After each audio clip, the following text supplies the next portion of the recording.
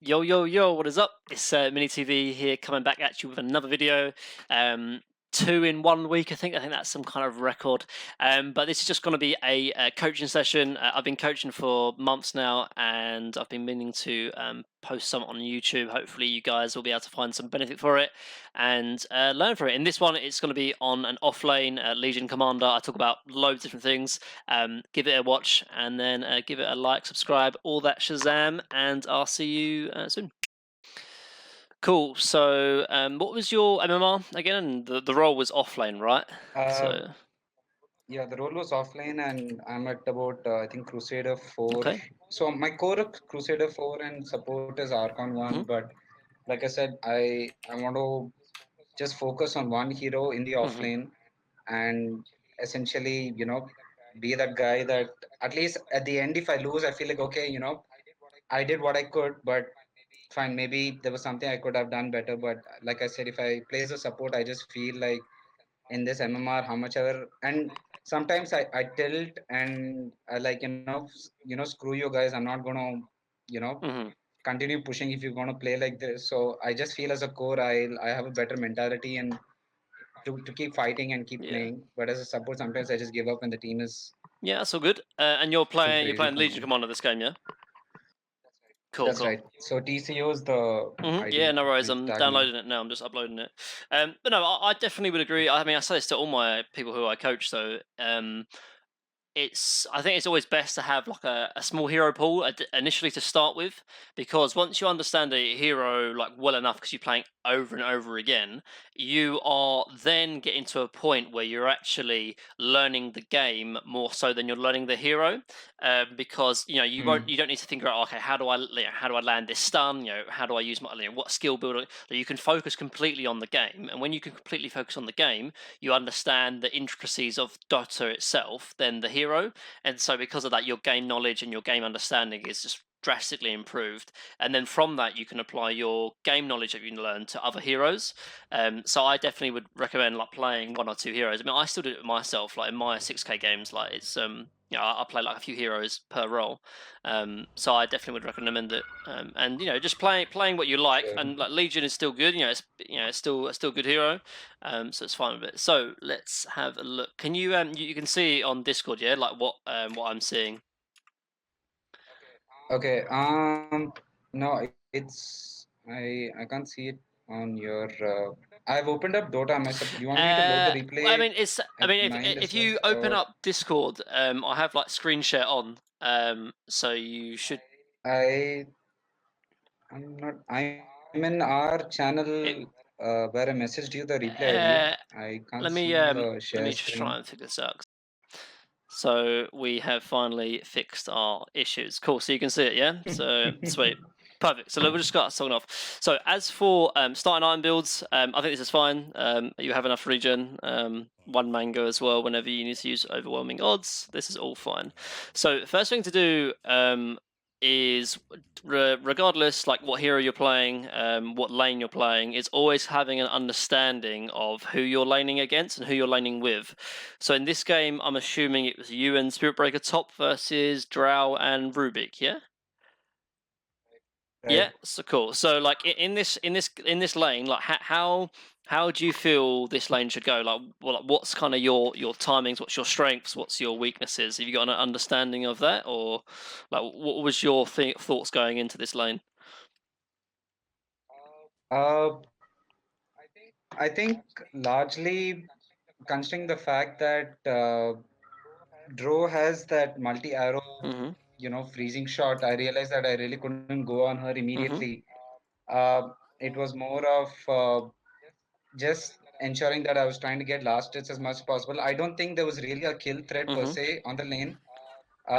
So I just thought that if I get enough region and survive the Mhm. lane, and I saw a couple of pro streamers build a Mhm. Omelet, so I thought this would be maybe I just try this out because the last build that I did was terrible, so I thought maybe let me just try it Yeah. out this So time. I'm just obviously here. So like you're playing a double melee lane versus a double range lane. So the Right. understanding of that is you have kind of one of two options. The first option is kind of just to completely cut the lane and pull it. So either you or Spirit Breaker can kind of cut the second wave and just bring it back down either between your tier 1 and tier 2 because you just don't have to lane against the drow, which is kind of a simplest kind of chance in the lane because you're just not fighting each other. You're just kind of cutting his creeps and then forcing him to CS under tower, which as a drow you don't particularly want to do because you're a ranged hero, so you don't have the inherent block. And then when you're stronger, like your higher level and stuff, then you can contest the lane. But Right. in some ways, you don't necessarily have to do that. The other alternative is sort of playing the lane how you are. Regardless what you do, you want to get lane control as quick as possible because if you have lane control, you can chase the drow and the Rubik down. And if you're trading with them like 1-to-1, hitting them while they're hitting you, you're going to be in a favourable position because you're melee versus ranged. The kind of the difficulty in this lane is that they're going to be able to right click you while you can't right click them back because they're just going to hit you from range as they're doing right now onto your Spirit Breaker. So Right. first things first is kind of for the first wave or two, kind of doing what you're doing, just trying to play behind the creeps to an extent so that you have that protection, obviously. Queuing for the range creep, that's really good. That's what you need to be doing. It looks like you're going to be getting lane control now as well because they have a creep on the tower. So altogether, this is fine. You're going to slowly get lane control. All you want to be doing is making sure that basically every CS you should be getting because you have a Quillen Blade advantage and you're in melee form, so there is no kind of travel time, obviously. Cue this range creep, this is good. Right. Yeah, this is all fine. This is all kind of standard stuff, really. Eventually, the lane's going to push out into your favour. And when it does push out in your favour, that's the time where you and the Spirit Breaker can go on the Rubik or on the Drow Ranger. But so far, this is all fine. So I'm just going to speed up, and if there's anything I want to talk about, I'll talk about it. Um, Sure. but this is all good. Like you play a bit too defensive, really. In my luck, and like you can take a few hits just from the Rubik because like he shouldn't be able to deny you, and it's because you're playing a bit too far away and scared of their right clicks, which you do need to play passive, but like you getting last hits is more important than you getting hit a few times because you have full regen. So immediately when like the first 2 minutes is basically fine. Obviously you missed a few CS when you shouldn't have, but that's you can learn on that kind of thing. That's just kind of from lane mechanics. Right. The one change in this lane is when obviously your position 4 leaves to gank mid or to gank bot or wherever it is. When this happens, again, you have a disadvantage in the lane because you're 1v2, and obviously they know that because they just saw that break and miss. So again, you have one or two options. If you're feeling threatened in the lane, you can go and cut the wave because there's nothing Rubik can do to stop you from doing it because you have full HP and you're faster than him. As you see, the movement speed is like 40 movement speed advantage to you. But if you can stay in this lane and still get CS, then you can do that. But if not, just go and cut the wave. But right now, it looks like they're not really harassing you too much and you're still getting CS, which is fine. So right now, again, this is all good. You bought some extra regen. I don't know if you necessarily needed to buy a straight up 3 more set of tangos because if you think about it, like that's 100 or 90 gold kind of wasted because you still have 8 tangos left, or you had 5 tangos left before you bought another set. And so either buying boots of speed or even like an early buckler could be really useful because all they're doing is trading right clicks with you. Because that early set of tango basically is just sitting in your inventory, not giving you anything because you're not using it. If that makes sense. Does it make sense?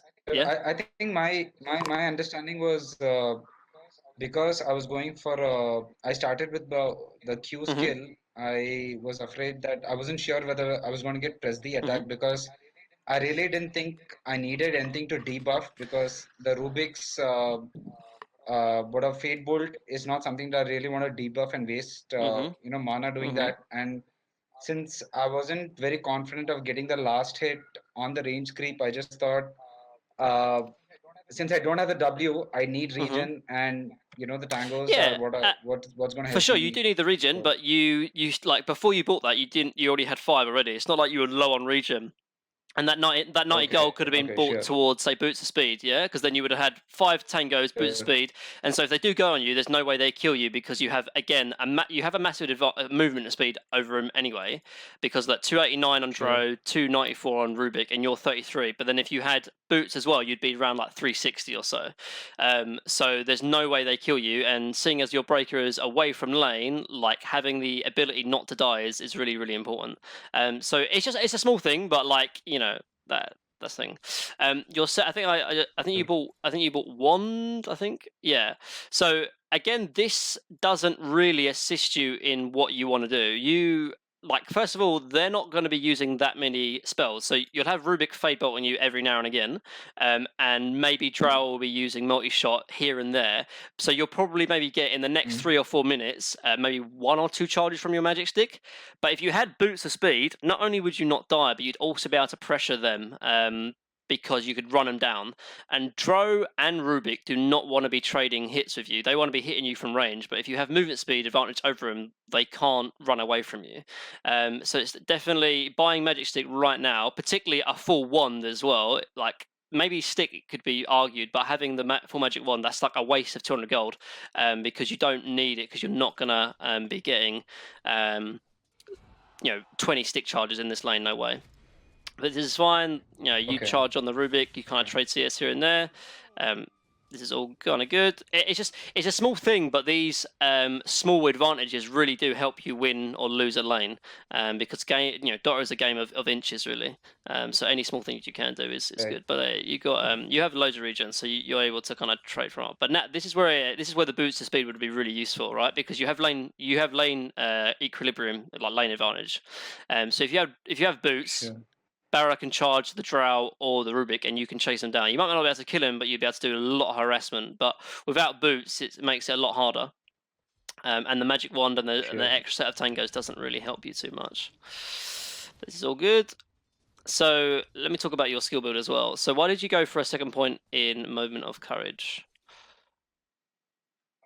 I think um, I think that's the skill that I just thought that at level 6, I think my Spirit Breaker was kind of playing, pretty well. He was roaming around helping uh, my other lanes. So I thought that there was going to be a kill opportunity on the draw.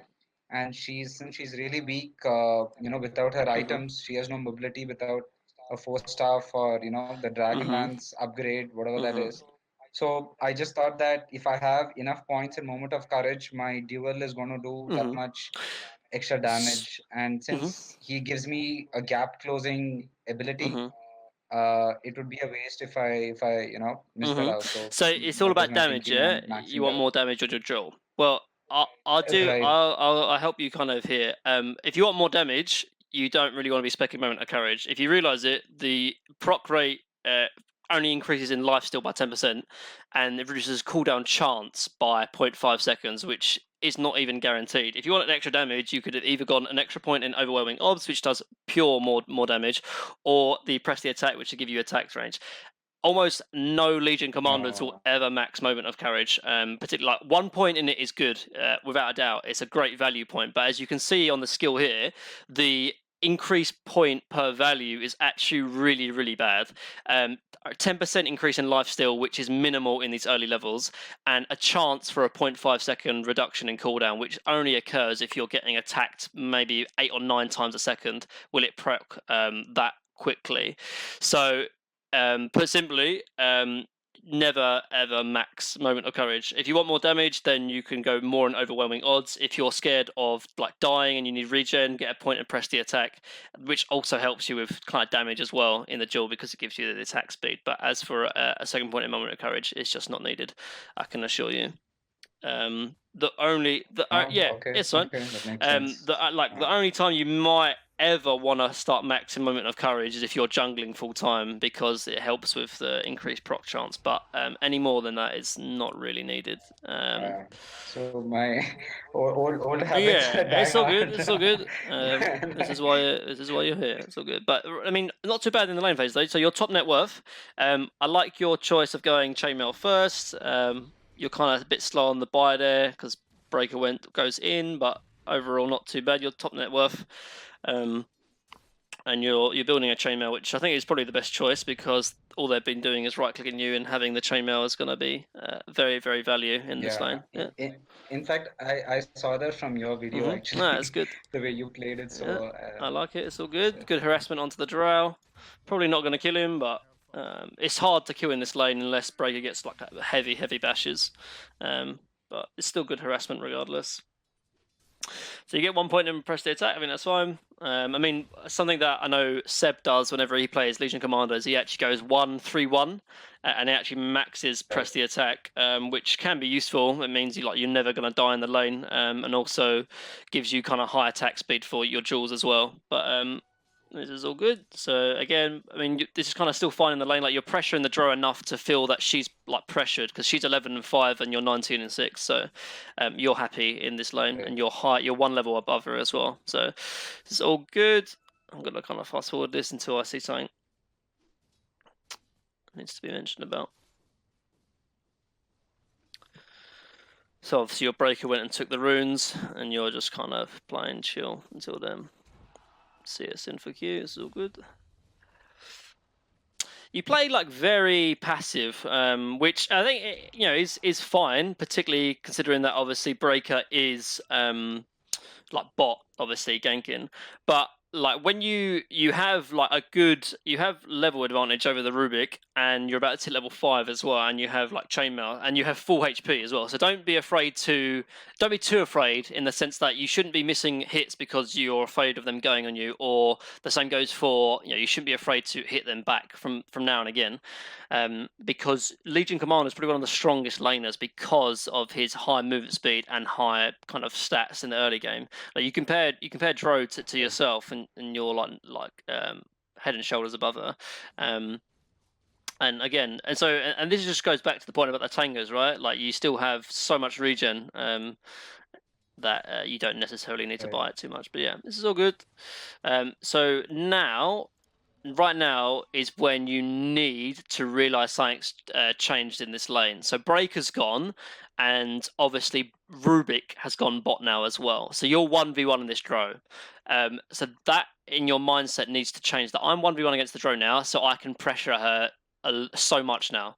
So what you want to be doing is every time she comes for a CS, you want to be running at her and attacking her, because you want to make her feel pressure because she no longer has her support behind her, and you are far stronger than her in a 1v1 scenario.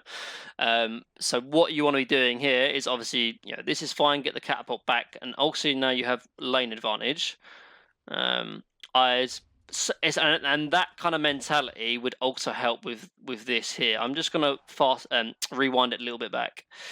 So can you just tell me the timestamp? It's a little okay, no worries. for me So it's 6 minutes 19, 6 minute 19 at the moment, and I just paused it. Okay. And the reason why I've paused it is because if you had the mentality of what I'm telling you now, of you should be pressuring the Dro, I think you would have stopped this creep wave going into your tower. Because if the creep wave is near your tower and not aggroing it, obviously, you have the best creep equilibrium, in the sense that there's more distance between you and their tower. So that means you can chase the Dro down if she comes up for the creep wave. Instead, as I play it here, you kind of don't stop the creep wave going into the tower, which means the tower kills it, and so it kind of slowly pushes out. Obviously, the creep wave is going to be coming, but you can already see from this Dro's kind of positioning and the way she's using her spell here that she doesn't want to come up in this lane. Yet you're playing again. You're still playing as if Rubik's behind him and playing kind of very defensive. Like you're just like pulling creeps, and you're just trying to last hit creeps. When really, in actual fact, you should be running at the Dro, because the Dro should not be able to do what she's doing. She doesn't even have boots, and you've given her like a wave and a half when you really shouldn't be, because Rubik has TB bot, so there's no way he can come back top. And I think this just comes back to a bit more passivity in the lane, and you and it's a small thing you might think, but if you go, the higher you go up in the MMR, the more pressure you will feel in any role. So like someone's pressuring you, or that they're pressuring you, that they're like making you feel that you have to play differently, and that's the kind of pressure you should be putting onto this Drow. Instead, like she's able to get level 5 now, when really in actual fact, like you should have been pressuring her. She's gone to the jungle now, which is fine, but if she's going to stay in the jungle, you need to be pushing this lane out. So then you're putting pressure on her indirectly by pressuring her tower. Yeah, does that make sense? Right, right. I guess I didn't pay attention to where the Rubik was. Yeah, and So that just comes out I to map awareness because he TB'd bot and like right. you had full vision of it, and he's been gone for about a minute and a half now. And obviously, Sorry, yeah, will you just no, hang on for no 1 second? worries, I'm so no sorry. worries, no worries, no worries. Cool, right, you're all back. So obviously we talked a little bit about the moment of courage, like, you know, it's fun. It's kind of bad, but it doesn't matter. It's, you know, it is what it is. You're level 6 now. I think you have phase boots flying out as well. So you're, you know, very, very strong right now. Phase boots allows you to kind of do whatever you want in this lane, whether Rubik comes back or not. And in scenarios like this, I would probably feel the best thing for you to do is still sort of CS the wave, but right now again you're playing very passive, but really man up on the Rubik, because he cannot do anything to you. He's going to try and right click you here and there, but you have full HP, full mana, and again you're playing like very defensive, which is okay. Obviously not dying is good, but you need to know your limits and know, you know, the strength of your hero as well. And right now you have your level 6, and like if someone else was, you know, if let's say like a better offlaner, like so some 33 or, you know, some offlaner, like he would be able to win this lane 1v2 because of the good start. You've had a great start, yeah. You're 35 and 9 versus 31 and 7, and you have a level advantage over the Dro. You just want to be putting the pressure on them now because they failed, in the sense that they've given you this much already in this lane, so you need to then punish them by pressuring them. So manning up on the Rubik or the Drow, you can do this. Like, you know, Fade Bolt, you just purge it off with press the attack, and you can man up. Like they even used lift, so don't be afraid to just go straight onto them. Obviously, you have Breaker charging top now as well. You salve up. This is all good. Like, but you should, yeah, just definitely be not afraid. Again, like you're not with the Breaker. Maybe you could have dueled if you were nearby. And that comes one from probably the defensive mindset, but also you probably didn't see the Breaker charge either. But if you were there on top, you would have been able to kill the Drow easily because you would have got in distance for the duel. This is all fine. Again, kind of going forward, and to be honest, like I'm only mentioning these things because if you played the lane a bit better, your game would look different as well. Like if you played maybe the lane better, you might have been able to kill the Drow once or twice, or at least force her to the jungle, which would then allowed you to take the tier 1 tower. And then when that tier 1 tower is down, then your whole game is different basically, because with this tower being up, the options and the opportunity you have to play and make plays as a Legion commander is severely reduced, basically, and that's why I'm kind of mentioning the importance of the laning phase. Again, like, you know, you'll still see CS and Wizards fire. Like you've got good CS now, but you just need to use like the farm you do have on Legion commander. Like you having phase boots like makes your hero so strong, but you know, so Spirit Breaker's moving around, which is, you know, fair enough, but his movement also forces movement from Rubik. So, because, you know, Rubik's going to think, oh, it's only a Legion commander, my Dro's doing fine against him, so I feel safe to leave my Dro Ranger. And in some ways, if you were pressuring the Dro more, Rubik wouldn't feel safe to leave Dro. But in this case, you are 1v1 against Dro now, and so again, you should just be running at her. You have phase boost. Instead, you're playing like far too defensive to the point where you don't really want to run at the Dro Ranger, even though you easily can. UTB bot. Let's have a look. This TB I think is kind of fine actually from the kind of what it looks like. They looks like they're going to be diving. The AA, kind of an awkward stun from the Fisher. You get caught out. Fair enough. I think that TB is fine. And you're still chasing here. You get a duel on the Tide, which is fine, and you get damage as well. Perfect. That's okay.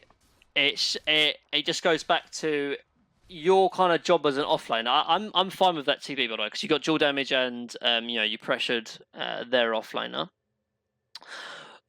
Yeah, and I was Mhm. telling my team, my TP is on Mhm. cooldown. One of you guys go Yeah, top that's to push that yes, wave out. that's exactly So what I was gonna say.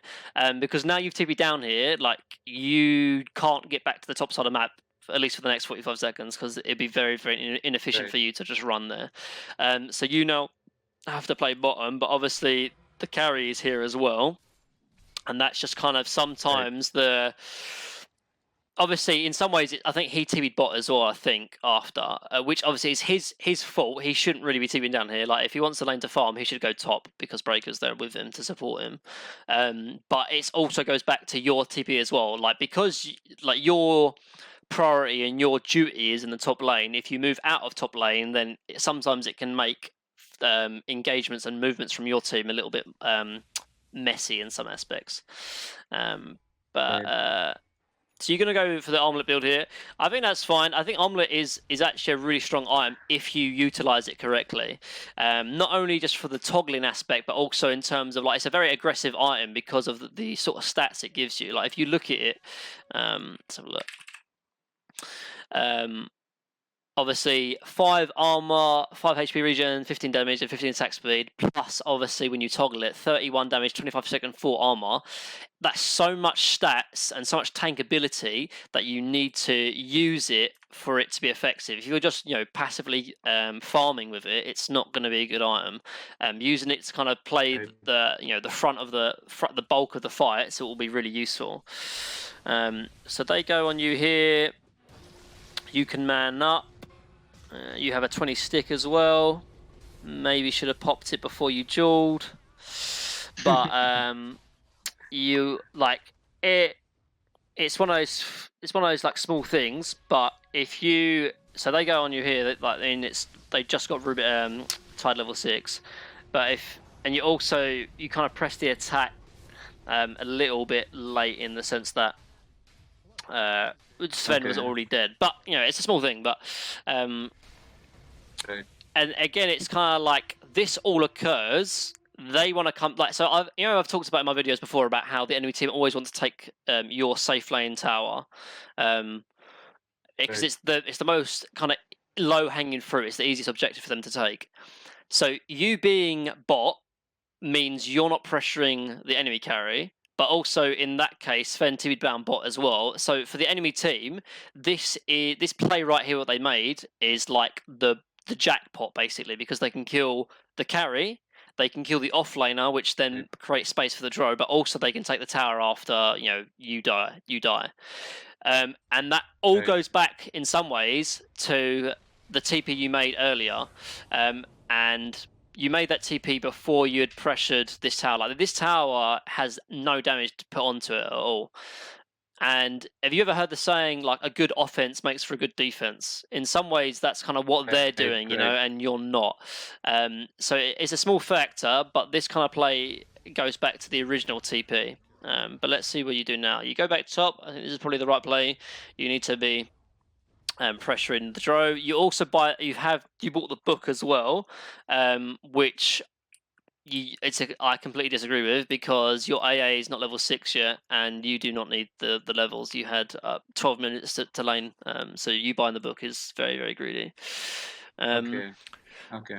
Yeah, I mean, you just like there's obviously since the change to the book, like the support should get it almost exclusively because there's only one book Sure. now. When there was 2 books, maybe the offlaner could get it if he's having a bad game, but now there's only one book. The support needs it. I don't know. I generally wouldn't do it, but I saw the book was You available, bought it. and I mean, for some yeah, reason I don't know why nobody yeah. I bought mean, it. fair So enough. I thought, okay, maybe Wanted nobody it. wanted it or Yeah. something. So, but I understand. Yeah. Also, just talking about like the build. So I mean, Omelet is actually has like in terms of item build, Omelet actually has quite a decent build up in terms it has like lots of little items in terms of like gloves of haste, Right. helm of iron will, which in some ways kind of benefits you. But if it didn't, you'd be in even more trouble because you have all the only build up items you have is magic wand, whereas particularly in this meta, in this patch, you want to utilize your item slots as effectively as possible, because the neutral items have their own slot now. So that means you want to be using all Right. your item slots you can. So buying little items like bracers or the little like the buckler is really useful, particularly in the lane you're against. But also windlace. Like windlace is probably the best item in the game in Dota right now, I think, to be honest, for what it gives. Now that boots are a percentage of movement speed, the 20 movement speed you get from windlace is amplified even more because of the boots advantage. And it's a 250 gold, such a cheap item, and I think it's probably one of the best items. And on Legion Commander, who already has fast movement speed, windlace is almost a must, particularly if you have an open Sure. item slot, which you have 2 of, because I don't view Clary as an item. Right. Again, like you're manning down against a Drow Ranger who's hitting you, which to me just sort of shows you maybe don't play Legion Commander enough, because if you play it enough, you know your limits. Like you can like your hero is very, very strong at 1v1 scenarios, particularly if you've maxed Right. Moment of Courage. So if a Drow is hitting you, don't be afraid to hit back, because then it will pressure her. It might force out a TP from one of the enemies, but seeing as they're all dead, like you can pressure this tower. And obviously, we talked a little bit about how Dro's already gotten all these items because you've kind of played a bit too passive, which is fine. Like you've got farm as well, but in it's all about kind of knowing the lanes you can contest and the lanes you can't. The lanes you can't contest, you just playing defensive and getting CS is fine, but in the lanes that you need to contest and pressure, you need to be doing more, basically, because otherwise you're not playing to your potential. So Silencer TV's top, that's fine. Silencer like level 9, strong pressure. I'm fine for you to move elsewhere. However, you looking for a gank or looking to push mid without there's no form of initiation. Like if you had a blink, this play would be fine, but like it's gonna be messy if you just walk in. They already see you. Like you could just be hitting like neutral camps, and exactly this is what happens. They show up and you've just wasted 30 seconds when you probably could have been hitting neutral creeps, for example. I think my only I think this is the biggest issue when I play offlane is I have this feeling that there's a clock, and Yeah.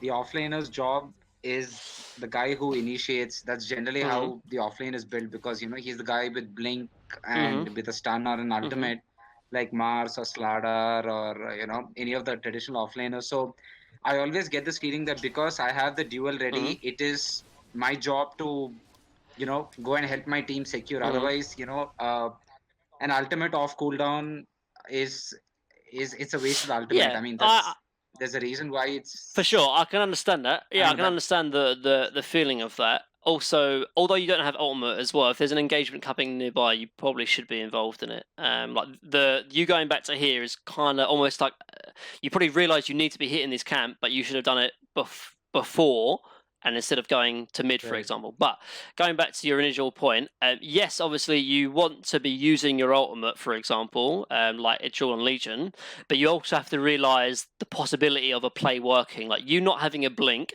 and just walking up to a tier 1 tower, like that's just never going to work unless you have blink. So either you have the same mindset of, oh, I want to use my ultimate, and you go blink dagger first item and use it, or what you've done here and gone armlet before you go blink or before you get like an initiation item, which then you also then have to realize and change your play in the sense that, okay, like these items, this build up to armlet actually helps me farm faster. I've got gloves of haste, I've got blades of attack, and I have armor as well, which all helps me sustain the jungle, and then that will then boost me forward to getting my blink faster, for example, because it's like faster farming, kind of like going Battle Fury or Midas on a carry hero, for example, helps you get faster. Like this build up item of armlet, you need to be using it either by pressuring lanes and not necessarily using duel, but putting pressure on the map or farming, which you're doing here. But you just have to kind of think about like how am I going to get my duel off, and walking up to them with no form of initiation isn't going to work. So you pick up invis here. There's still like a bit of an engagement going down top, but it looks like it's kind of ended or it's kind of finished for the most part. And so you're pressuring mid, which is kind of fine. Maybe you should have been top a little bit earlier, but you made the decision to push out mid, which is fine. You need to be pushing it in instead of so right now, like this whole idea of you being on the clock, of making sure you're using your time is important. But so it's like you're not in the engagement top, so you then have to be doing something useful for your team, which would be pushing out mid and pressuring this tower. But what you're doing right now is instead of pushing this tower at this lane, you're CSing and worrying about the creep equilibrium by like denying and not pressuring it. And it's a very small thing, but it gives me kind of it. Well, I went too far back. I'm just going to read forward a little bit. It just comes into the mindset of you. Of what you need to be doing. Like, so right now, I see the engagements happening top. I can't be there, so my straight reaction should be I'm going to push this lane out as fast as I can. So I'm going to be using my overwhelming odds. I'm not going to be denying. I'm going to hit in this creep as much as possible. Instead, like you wait for the last hit, and you're like not really auto attacking this wave. Like if you see right here, like you're just waiting for the creeps to get them low. And it like you might waste 5-10 seconds, whereas this creep wave could have already been dead, and this tower could have been already been pressured. But because you're kind of just slowly last hitting instead of pushing this wave out, it then allows space and allows for value to happen out of that team fight top because you're not pressuring mid. Does that make sense? Sure. Yeah, Right, it's all about right. speed. Yeah, it's no, like you got to be doing it quickly, you know. Right. Because like this Silence TB did now, like if you push this wave to the tower would have took maybe an extra 200-300 damage. And it's all about being quick about it, Right. Can you just quickly tell me the time you're in? 1704. 1704. Sure. I've got Okay. it on 1.5 times speed as well. Sure. So you're farming with Omelet, that's fine. Turning it on as well, so you're getting the value out of it. This is fine. Also, let's just have a look quickly. There is a neutral item that you should definitely be using as well. Ring of Basior, Ironwood Tree are both great on you. Yeah, that's that. Yeah, it's a small thing, and it's a new patch thing as well. And there's not much I can say other than just be using it. It's a good value.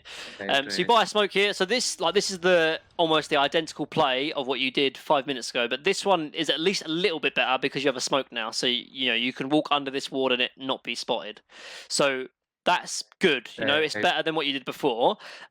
It still could be a little bit risky because they're going to be playing behind their towers. So in some ways, you're relying on Spirit Breaker to charge in, but it might work out because you've got a smoke this time, and you're going to kill the Silencer. You get dual damage, and then you can probably pressure this tower as well. That should be the mindset here. So just hit the tower. Yeah, this is all good. This is fine because at the end of the day, Dota really is a game of lanes and objectives, basically.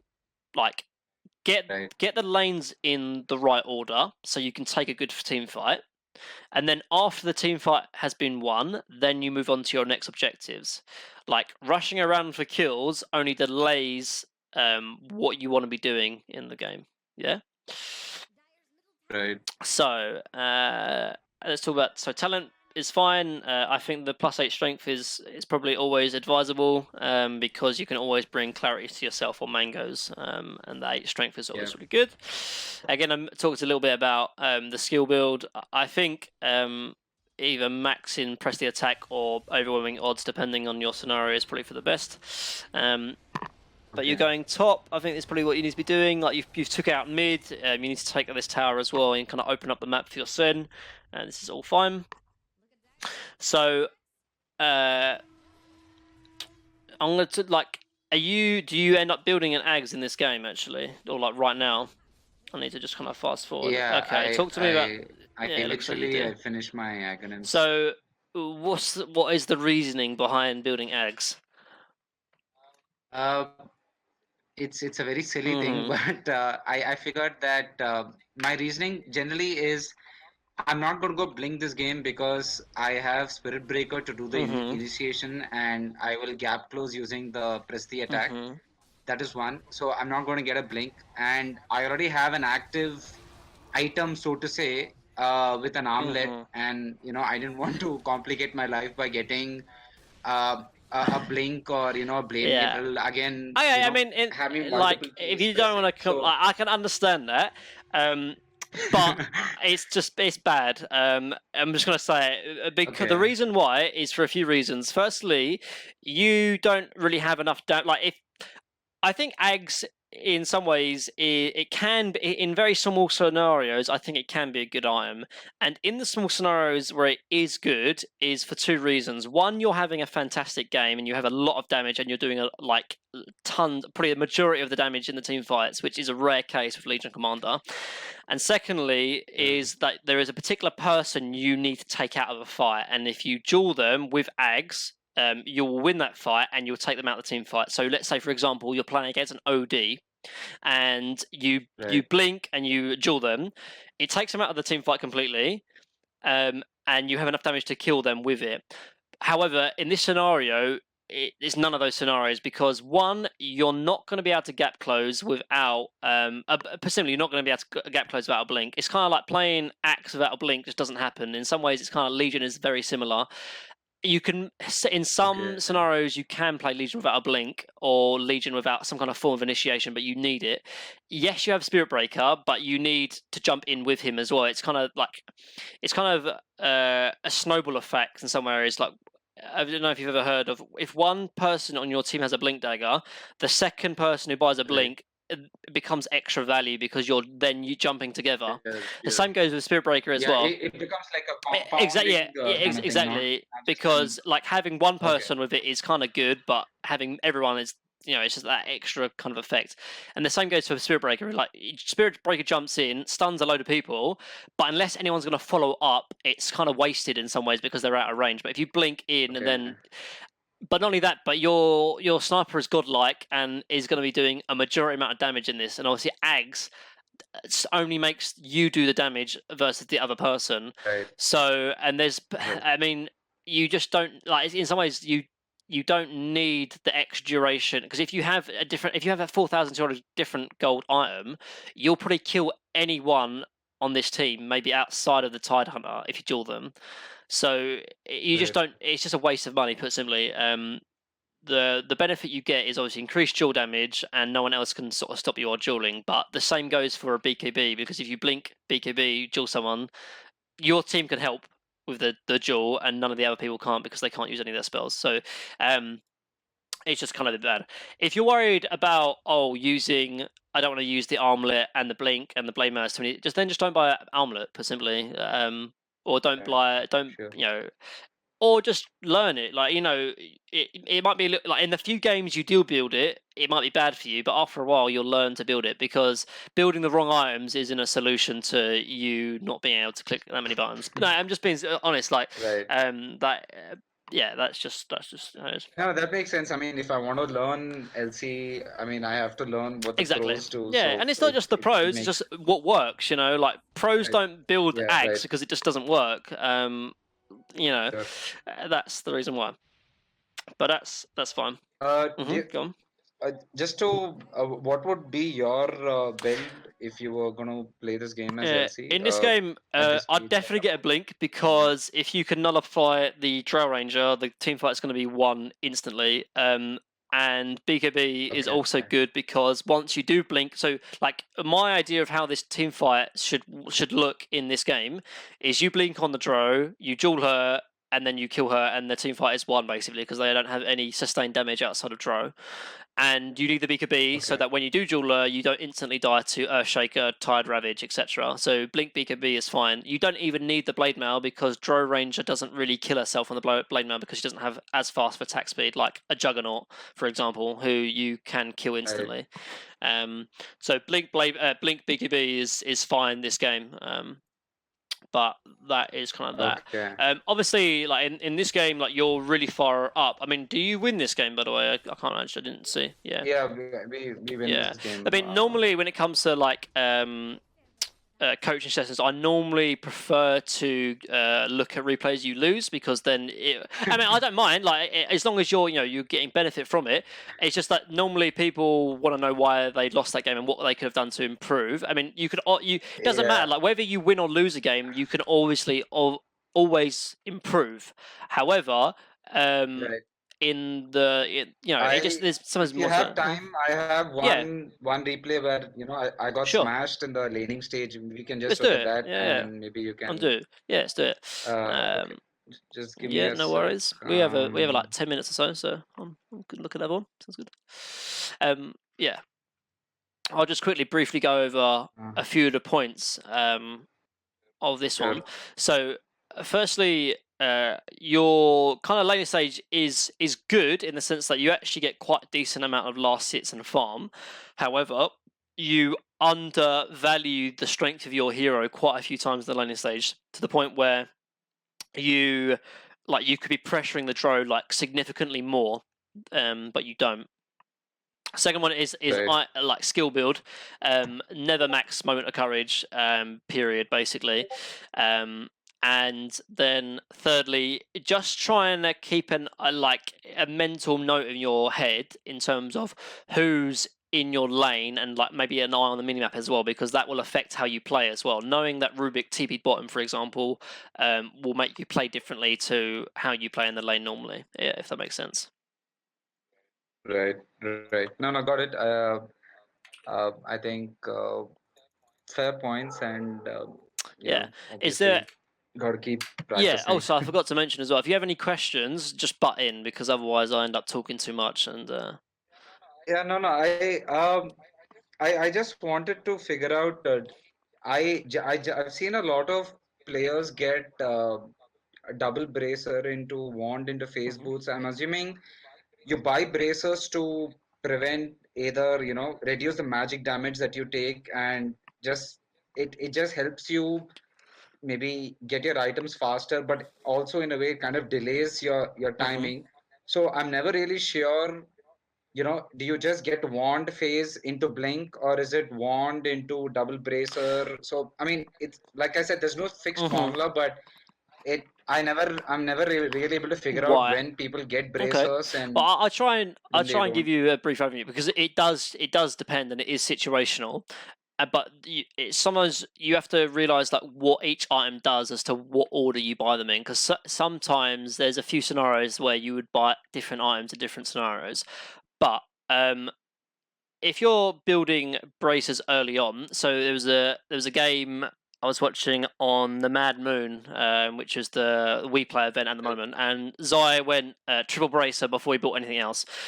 And the scenarios Right. you would do that is for two reasons. One, to have presence in the lane, and by that I mean you're tanky enough, you're doing more damage. But he was also 1v1 against a PL when he was Clockwork, I think. And so obviously those triple braces give him higher attack damage, so he's able to contest the CS because he has high attack damage. If he doesn't do that, then PL can deny every creep in front of him because he has higher damage, whereas the triple bracer allows him not to do that, but also makes him tankier. However, in most pub games, like rushing like double bracer is probably the bad scenario almost every single game, because of the fact that you'll very very rarely have sustained 1v1s.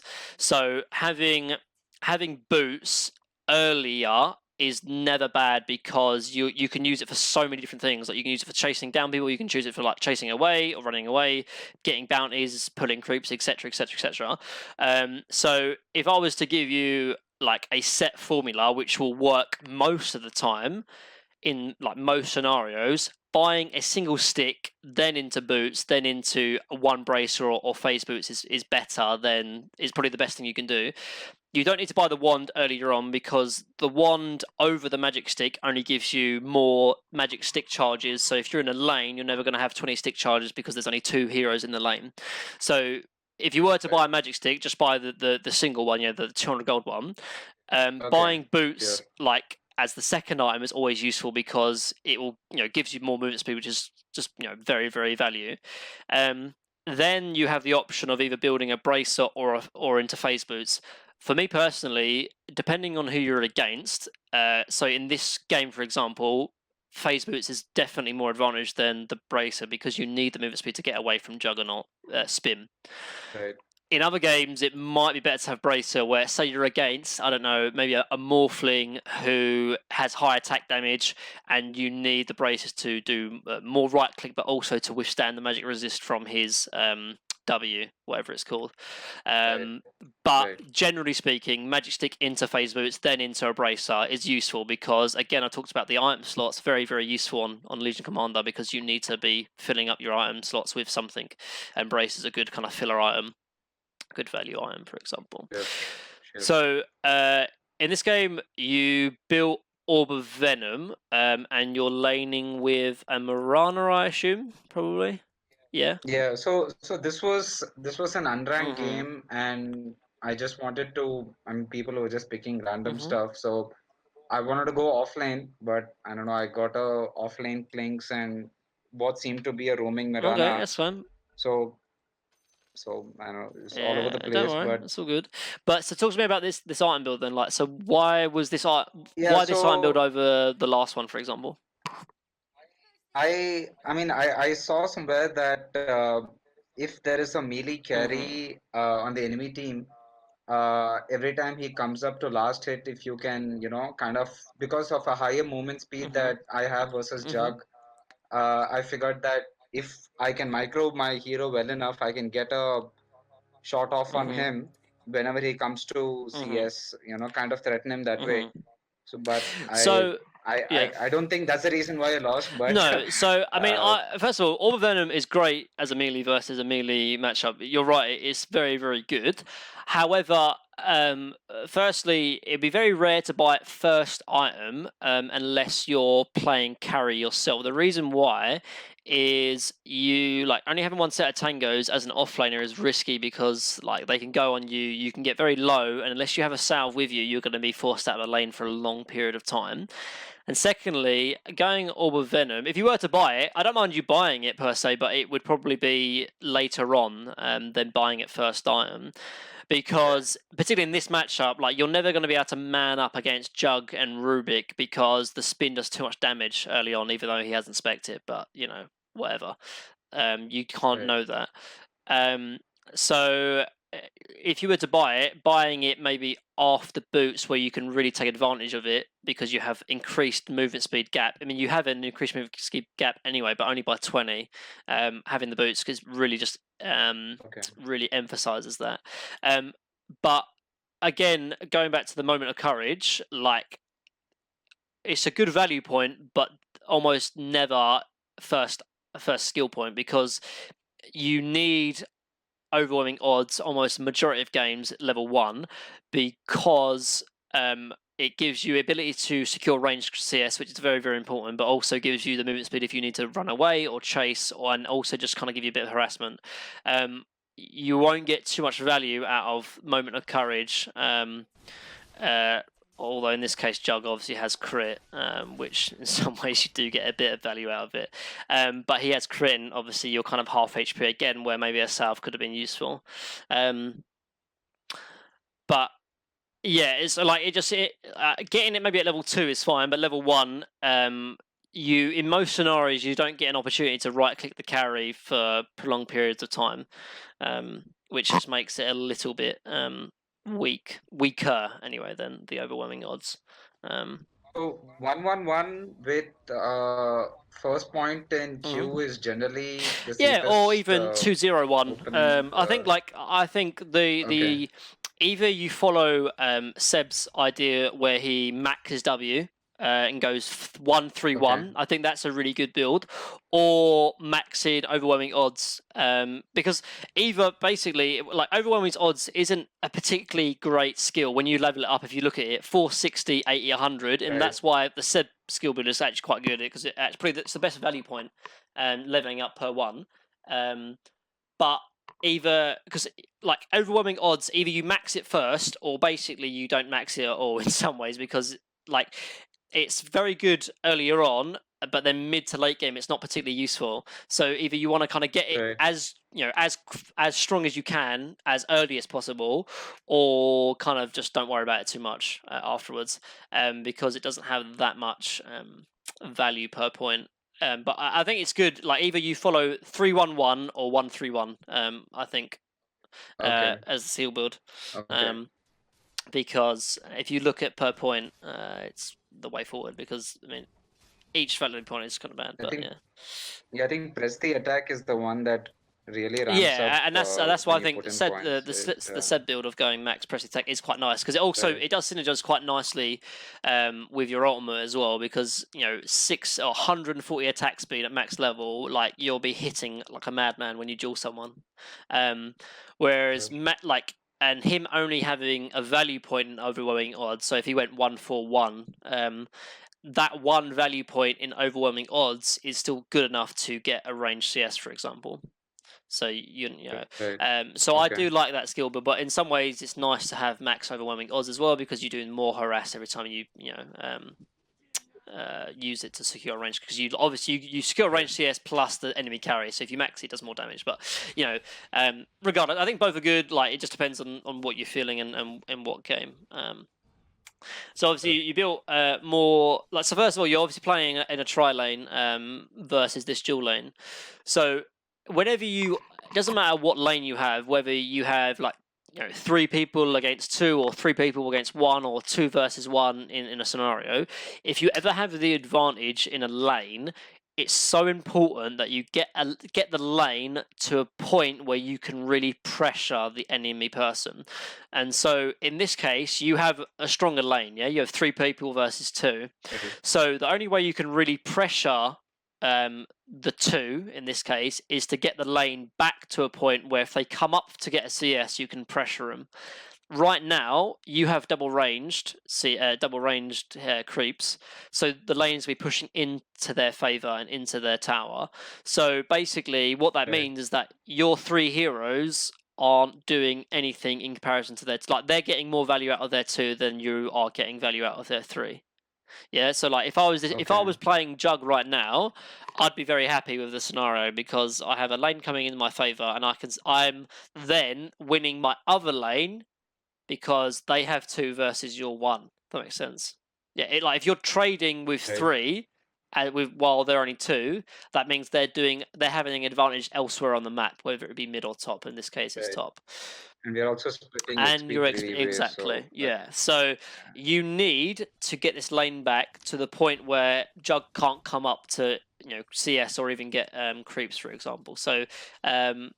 and I know this like sounds ridiculous, but if you're not pressuring it and like looks like this like Clinks has kind of taken CS, you can just jungle. Like I'm not even joking because you need to be getting something out of your lane because Lifestealer is okay. Like again in this scenario, he has versus 2 and he's only 1, but the lane is in his Right. favor.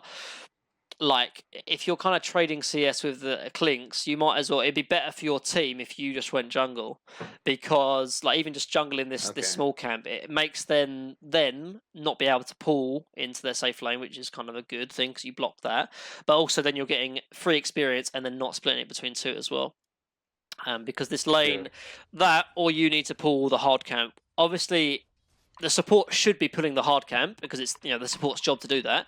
But if the support's not doing Right. it, you should take responsibility and do it yourself. Because if you pull this hard camp when your creeps are under the tower, so in about maybe like 217, 218, you hit this hit this hard camp and run back. This would mean that the lane comes back to your tower, so that if Jug does pull up, then you have the opportunity to kill him or at least harass him to the point where he feels threatened and pressured. But right now, this Okay. Jug can just sort of CS, happily. Like he's 7-0 whilst you're 4-0. So he's winning really, Right. even though he is, like he's getting, okay. So now obviously Marana leaves, okay, so it's a bit different now because it's 2v2. Um, Right. Obviously, creep equilibrium is still important, but it's a lot more important in a tri lane because you can't be allowing him to CS freely like that. So obviously, it kind of feels like you're kind of in some ways like fighting for farm with Clinks, which is fine. But if he's going to fight with farm for you, just jungle because he's probably not going to be pressured that much as a solo. And if that means you're gonna farm Right. faster, like just hit jungle. Like you can even max moment of courage, like which is the very rare scenario where I said it actually is not too bad to use it. Yeah. It's a small thing, but we'll kind of fast forward here. Yeah. Because we don't have too much left. Moment of courage. Like a good thing about moment of courage as well is in the obviously it purges fade bolt, which is always useful, like using it to purge it off. But also if Jug wants to right click you, man up and right click you, using press the attack is great because it gives you obviously the attack speed. So you trade really effectively when you do that. So it looks like you're building. Go on. So in this game, I tried something different. That's why I was playing unranked. So I tried to mess around with my hotkeys so that my combo of press the attack, blink, and my alt are right next to each other. So um, later in the replay, but I mean we don't have to go through the No. entire thing, but just want to discuss the game as the game is going on.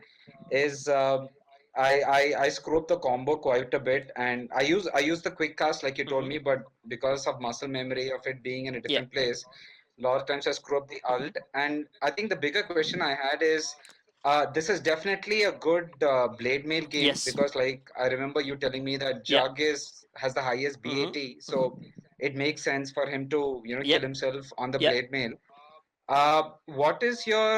I'm a little confused. I mean, if I get a halberd against Jug, and this is an item which I don't understand why people buy on Legion, because if I halberd the Jug, blade mail, and duel him, he technically isn't Yes. attacking me, You so don't need the you don't need damage. halberd. You don't need halberd.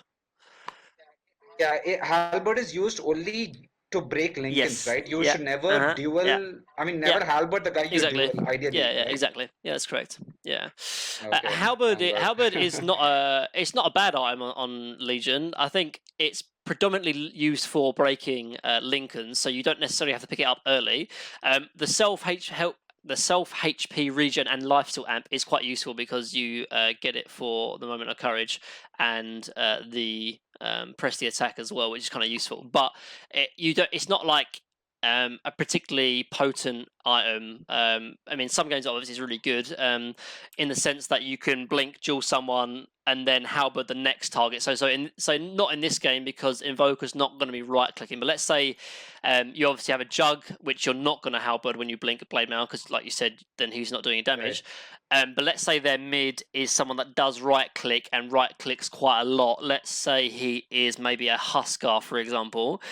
You having a halberd and in the team fights you could blink blade mail the Jug after you've killed him, then you Right. could then halberd the Husker so he can't attack, and that's where sometimes the Okay. halberd can be useful. Okay. But if I was a lead playing a Legion maybe in a game like that, if I was to build a halberd, it probably would be for when there's a Lincoln may pick up on a Jug, although he might not build a Lincoln. But for example, let's say he does, then I'd be using it to break the Lincolns, and that's about it. Other than that, I'd be wanting to build like the standard items like Blink, Blade Mail, BKB.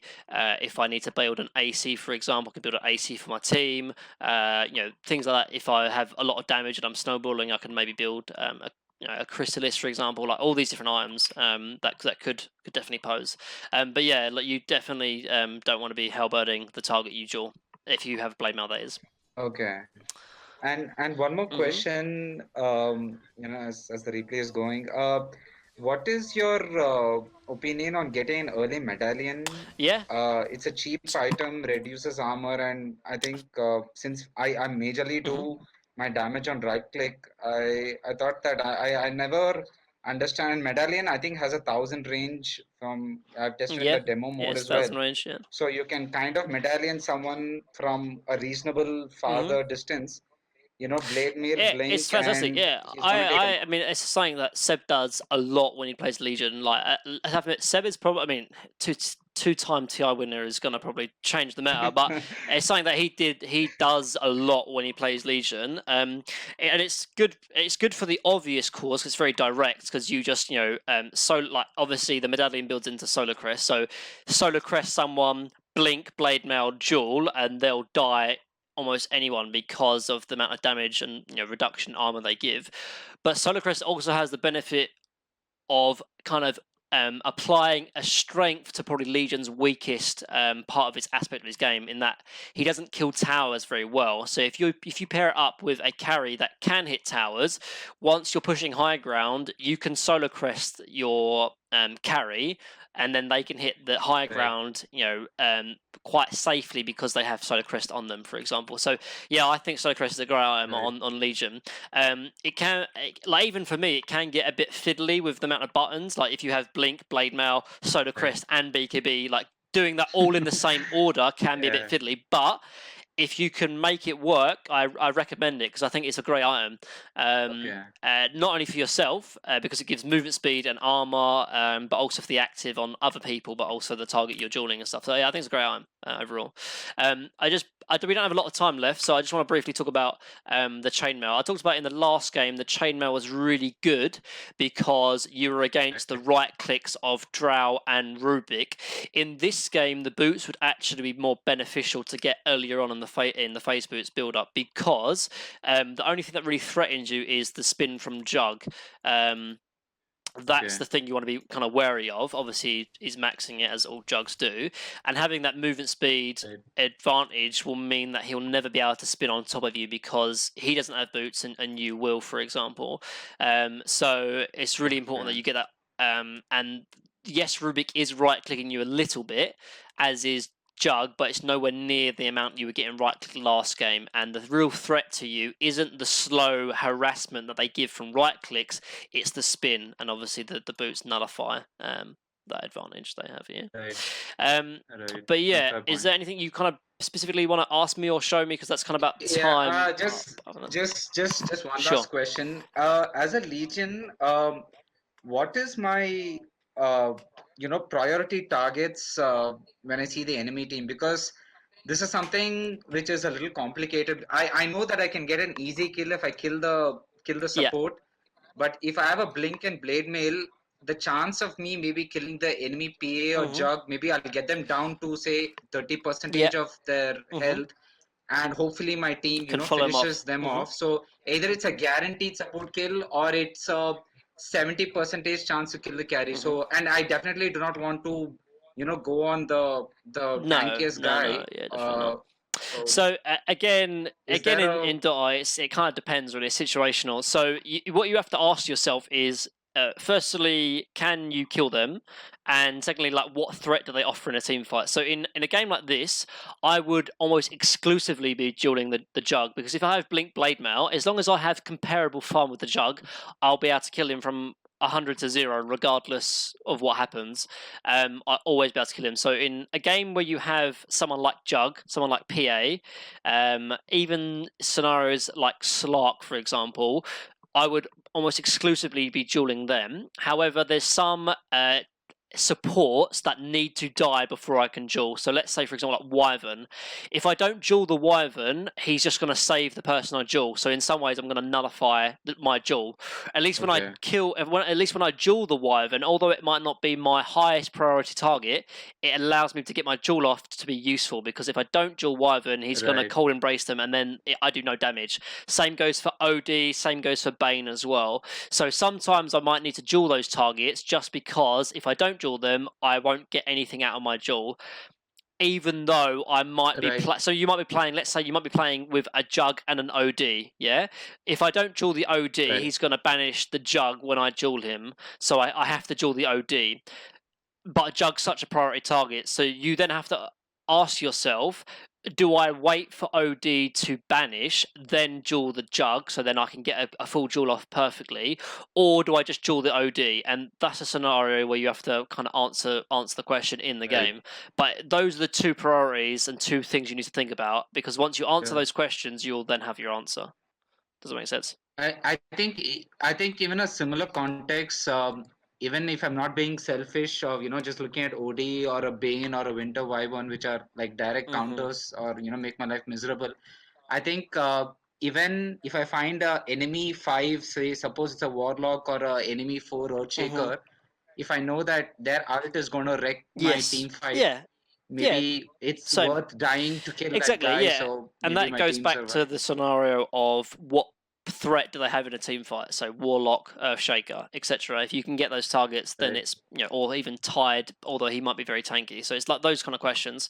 But if they Sure. offer a big threat, then yeah, take him out. Obviously, the reason why you might be joining Jug is because he will offer a big threat as well. So it's kind of, you know, balancing that up. But cool. Is that all good? All the Yeah, sweet. yeah. I I hope think cool. fantastic. I hope you We I will hope you have a lot of enjoyed stuff to. the content. And Yeah, I hope to see you around some other time. yeah, Cool. yeah. Thanks No so worries, much. man. Thanks so I'll catch you much. later. Have a You great too. day. Peace, Yeah, peace. yeah. Bye. Right, guys, that was a coaching session. I just wanted to quickly show you a coaching session of what it would be like. So if you're interested, and also some content as well. But if you are interested in coaching, I'll leave a link in the description down below. But other than that, guys, hope to see you in the next video. Until then, keep keyboarding and grinding. Peace.